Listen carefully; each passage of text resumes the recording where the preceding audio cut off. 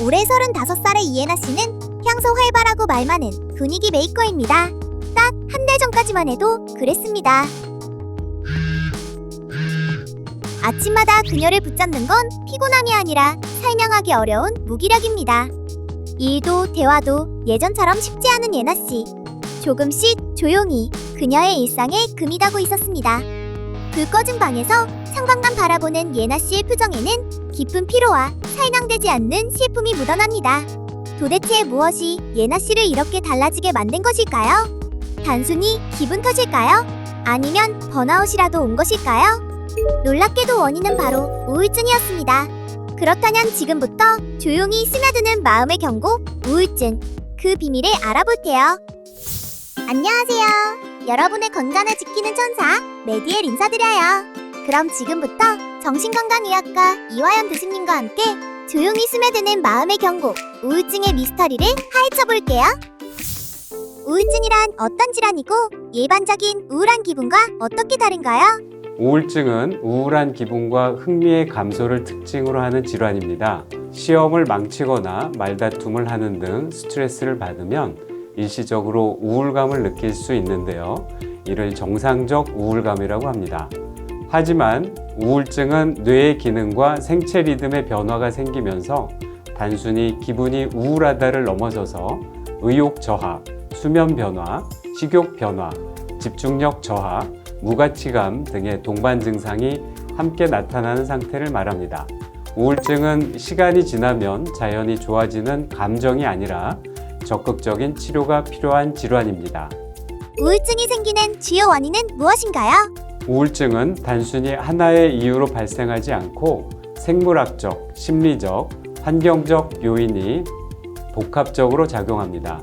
대표적인 원인으로는 유전적 취약성, 스트레스 사건이 발생하고 세로토닌과 같은 신경 전달 물질의 불균형, 수면 부족 및 호르몬 변화 등이 있을 수 있습니다. 우울증의 대표적인 증상은 어떤 것들이 있나요? 네, 우울증의 대표적인 증상에는 기분 저하, 의욕 감소, 불면 또는 과수면, 폭식 또는 식욕 저하, 집중력 저하, 죄책감 및 무가치감, 피로감 등이 있고 증상이 심한 경우에 자살 생각을 동반할 수 있습니다. 집중력의 저하가 있기 때문에 학생은 성적이 떨어지는 경우가 많고 직장인은 업무 수행 능력이 떨어져 직장에서 책임감이 없는 사람으로 평가되기도 합니다. 이런 변화가 2주 이상 지속되면 빠른 시일 내에 병원에 방문하여 정확한 진단을 받고 적절한 조치를 받으시는 것이 필요합니다. 그럼 교수님과 함께 알아보는 Yes와 No! 우울증은 마음이 약해서 생기는 병이다? 우울증은 마음이 약해서 생기는 병이 아닙니다.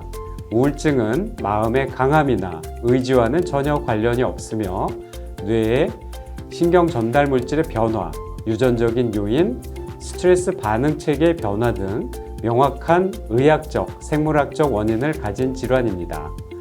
개인의 의지 문제로 설명될 수 없고 누구나 감당할 수 없을 정도의 스트레스를 받는다면 생길 수 있는 병입니다. 한 번 더 Yes와 No! 우울증 환자도 겉으로는 밝아 보일 수 있다? 우울증 환자도 겉으로 밝아 보일 수 있습니다. 겉으로는 밝고 문제없어 보이지만 내면의 고통을 숨기고 지내는 경우가 많습니다. 가면 우울증 같이 우울하지 않은 우울증도 있을 수 있죠. 외모나 표정만으로 우울증 여부를 판단하기 어렵기 때문에 말과 행동의 변화, 의욕 저하 등을 함께 살펴보는 것이 필요합니다. 우울증 진단은 어떤 과정을 통해 이루어지나요? 우울증 진단은 기본적으로 상담 및 문진을 통해서 증상 지속 기간, 기능 저하 정도, 중등도 등을 평가합니다. 신체적 질환이 있을 때 우울증이 악화되는 경우가 있어서 갑상선 기능, 빈혈 검사 등이 진행되고 이외에 정신건강에 대한 자가보고 척도, 뇌파 검사, 스트레스 검사를 진행하고 심도 있는 평가를 위해 임상심리검사 등을 시행하게 됩니다. 우울증 치료는 어떤 방식으로 진행되나요? 우울증 치료는 기본적으로 항우울제의 약물 치료가 기본이 됩니다. 아주 경한 우울증의 경우 약물 치료를 원하지 않거나 약물 치료를 못하는 경우에 운동과 같은 활동을 추가하면서 생활 습관을 교정하는 비약물학적 치료만으로 진행되기도 합니다. 하지만 중등도 이상의 우울증에는 약물 치료가 필수적이며 인지행동 치료나 대인관계 치료와 같은 정신치료가 함께 이루어집니다. 무엇보다 중요한 것은 환자의 증상과 환경에 맞춘 개별화된 치료 계획을 세우고 이를 꾸준히 지속하는 것입니다. 이쯤에서 한 번 더 Yes와 No. 우울증은 시간이 지나면 저절로 좋아질 수 있다. 우울증은 시간이 지나면 저절로 좋아지는 질환은 아닙니다. 정상적인 우울감은 시간이 지나면 회복되기도 하지만 주요 우울 장애는 치료 없이 방치하면 좋아지는데 엄청나게 오랜 시간이 걸립니다. 우울증의 자연 회복은 대략 6개월에서 1년 정도 걸린다고 합니다만 스트레스 요인이 지속된다면 수년간 지속되는 경우도 있습니다. 여기서 문제가 되는 것은 우울한 기간에 미세한 뇌 손상이 진행되는데 특히 기억력을 관장하는 해마의 손상이 대표적입니다. 치료받지 않은 우울증이 오래 지속된다면 뇌 손상이 오고 이후에 재발이 잘 되고 재발되었을 때 치료 반응이 떨어지고 또 해마의 손상이 지속되는 경우에 치매의 위험성까지 증가하게 됩니다. 그래서 치료받지 않고 지내는 우울한 기간을 최소한으로 줄여야 뇌를 보호할 수 있다고 하겠습니다. 항우울제가 중독된다는 말이 있던데 사실인가요? 항우울제는 중독되지 않습니다. 다시 말씀드리자면 항우울제를 복용해도 의존성, 내성, 갈망은 생기지 않습니다. 다만 항우울제도 갑자기 끊으면 일시적인 중단 증상이 생길 수 있어서 의사와 상의하면서 서서히 줄이는 것이 필요합니다. 정신과 약이 중독된다고 하는 소문은 치료 초기에 처방하는 안정제, 수면제가 있기 때문입니다. 이 약물들은 실제로 의존성이 있습니다. 항우울제가 효과를 나타내기까지 2에서 3주의 시간이 필요해서 이 기간 동안 안정제, 수면제 약물을 보조제로 처방하게 되고 항우울제가 작동하게 되면 보조제들은 중단하게 됩니다. 우울증이 재발하기 쉬운 이유는 무엇인가요? 우울증은 기본적으로 재발률이 높은 만성질환입니다. 유전적 취약성, 스트레스 민감도, 수면 패턴 변화 등 개인의 생물학적 요인이 반복적으로 영향을 미칩니다. 이전에 우울증이 있었던 분은 뇌의 스트레스 반응 회로가 더 민감해져서 재발 위험이 높아집니다. 또한 치료 초기에 약을 너무 빨리 중단하거나 스트레스 관리가 충분하지 않을 때 재발률이 더욱 올라갈 수 있습니다. 우울증을 마음의 감기라고 하죠. 감기는 증상이 좋아지면 바로 약을 중단하는데 마음의 감기는 좋아지고 나서도 1년 정도 지속 치료를 반드시 해줘야 재발이 줄어듭니다. 과거 일을 되씹는 것을 반추라고 하는데요. 이러한 심리 과정이 우울증이 재발하는 데 영향을 미칩니다. 마음챙김은 주의를 지금 이 순간으로 가져오는 연습으로 이러한 반추의 흐름에서 한 걸음 물러나게 도와줍니다. 그 결과 과거에 머무르던 마음이 현재로 돌아오면서 우울증의 재발을 방지하는 데 효과적입니다. 우울증을 스스로 관리하거나 예방하는 방법이 있을까요? 우울증 예방의 핵심은 규칙적인 생활을 유지하는 것입니다. 충분한 수면과 균형 잡힌 식사, 꾸준한 운동은 뇌의 스트레스 관리 능력을 강화합니다. 업무 및 대인관계 스트레스를 잘 관리하는 게 중요한데요. 스트레스 해소를 위해서 취미 활동을 적극적으로 하는 게 많은 도움이 됩니다. 그러면서 사회적 관계를 유지해서 고립되지 않는 것이 중요합니다. 증상이 느껴질 때는 초기 단계에 전문가와 상담해서 셀프 케어와 같은 생활 습관 교정만으로 회복이 가능한지 아니면 약물 치료와 같은 전문 치료가 필요한 정도인지 정확하게 진단을 받는 게 중요하겠습니다.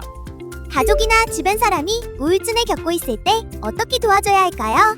우울증을 겪는 사람에게는 조언보다 감정을 있는 그대로 들어주는 태도가 중요합니다.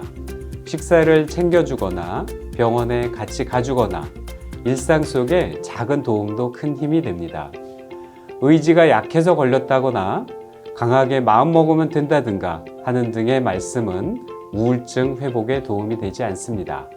만약 자살에 대한 생각이 의심된다면 즉시 정신건강의학과에 내원하도록 돕는 것이 필요합니다. 장기적인 치료는 본인이 선택해야 하지만 옆에서 지속적으로 지지해주는 관계가 회복에 많은 도움을 줍니다. 마지막으로 시청자분들께 당부드릴 말씀이 있다면요? 당부의 말씀을 드리자면 우울증은 마음이 약해서 생기는 병이 아니라 누구에게나 나타날 수 있는 의학적 질환입니다. 우울증은 창피한 질환이 아닙니다. 치료 시기를 놓치는 것이 더 창피한 일이죠. 힘들다는 신호를 느꼈다면 너무 늦기 전에 도움을 받는 것이 가장 용기 있는 선택입니다. 혼자 버티려 하지 말고 가까운 병원이나 상담 창구를 적극적으로 이용해 주세요. 우울증은 치료하면 좋아질 수 있으며 충분히 회복 가능합니다. 오늘은 조용히 스며드는 마음의 경고, 우울증에 대해 알아봤는데요.